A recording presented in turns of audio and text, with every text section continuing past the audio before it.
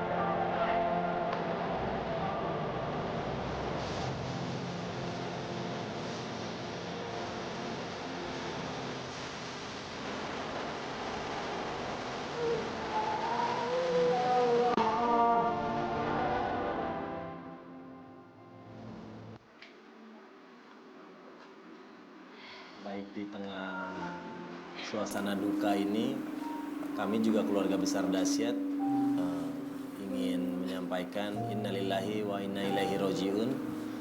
Telah berpulang ke rahmatullah ibu mertua dari Ayu Dewi. Kita mendoakan semoga amal ibadahnya diterima di sisi Allah Subhanahu wa taala dan keluarga yang ditinggalkan diberikan ketabahan. Mungkin ini Dasyat sedang berduka sebelum kemarin kita ditinggal oleh salah satu seniman komedi Indonesia, Olga Saputra, dan sekarang di studio juga telah hadir Umi Pipik dan ternyata punya cerita tentang kedekatannya dengan Olga. Umi, assalamualaikum. Waalaikumsalam. Umi, kalau cerita tentang Olga punya kenangan apa sih? Jujur, saya melihat Olga itu orang yang paling tulus Iya. dalam menghadapi kehidupan dia. Iya. Dari susah sampai sekarang Allah muliakan seperti ini. Kenapa? Karena saat kita memuliakan diri kita dengan cara memuliakan orang lain, Allah akan memuliakan kita.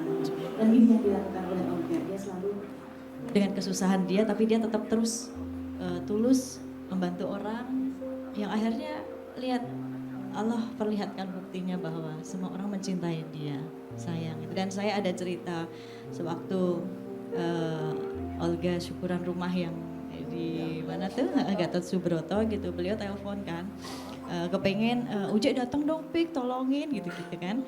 Kayak akhirnya ya tapi ada acara dulu agak maleman ya, akhirnya ditunggu sama dia. Pokoknya harus gitu. Begitu datang, terus Uje zikiran di situ, doain rumah dan doain Olga juga. Terus Ujenya peluk-peluk Olga, dan Olga senang banget. Akhirnya dia ada satu kata yang sampai sekarang aku masih terus inget gitu. Lo nggak cemburu kan sama gue gitu. Itu ya, yang bikin saya sampai sekarang seneng gitu, dan saya lihat di situ Olganya yang senang banget.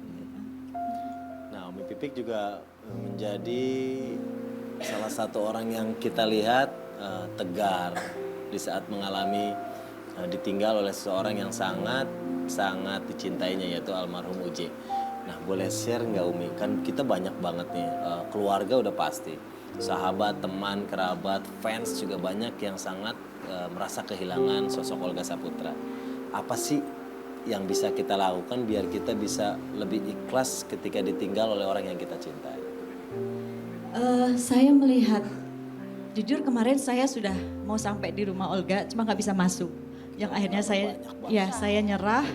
Terus saya coba terobos ke pemakaman pun juga saya nggak bisa masuk. Yang akhirnya udah kita putar balik aja, malam aja, baru semalam saya ke rumahnya Olga. Terus saya begitu lihat di TV saya seperti flashback ingat saat beliau gitu ya. Begitu banyak ribuan orang datang, susah untuk masuk, dan ya ini luar biasa gitu. Dan di sini semalam pun juga saya bilang sama keluarga, sama Billy semua bahwa ya ikhlas itu sifat manusiawi kita, bahwa mungkin di mulut kita bisa mengucapkan ikhlas, tapi hati, semuanya hati, bahwa Allah pun mengatakan saat ada di dalam satu kitab Riyadhus Shalihin bahwa saat Abdurrahman bin Khauf sahabatnya Rasul bertanya kepada Rasul, ya Rasul apa itu ikhlas?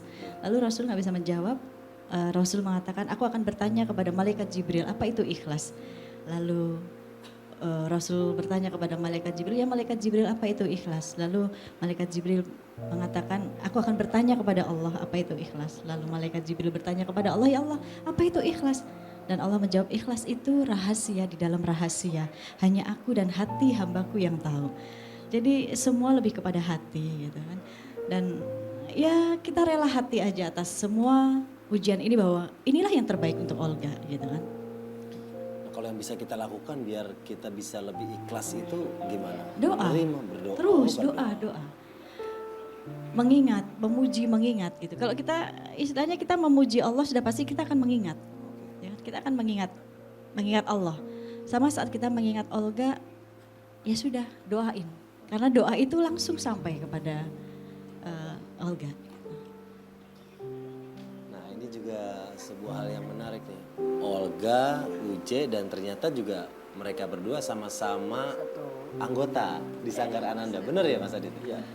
Uje itu bergabung di Sanggar Ananda Teater Kaulang Muda itu tahun 1989 ya. Waktu itu masuk untuk ikut juga dalam berbagai pertunjukan tari. Uje kan ngedance jago banget ya.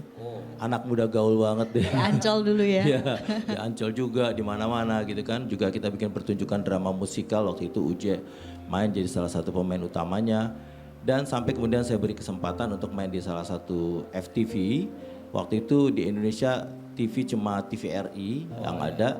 Dan dia main judul FTV-nya Saya Patah. Sinetron perdananya dia langsung dapat penghargaan ya. aktor remaja terbaik. Ya gitu ya, dia Uje. Dan setelah itu Uje kelihatannya meyakinkan diri bahwa dunia entertain adalah dunianya, sampai kemudian Uje memutuskan untuk masuk ke jalur dakwah gitu ya.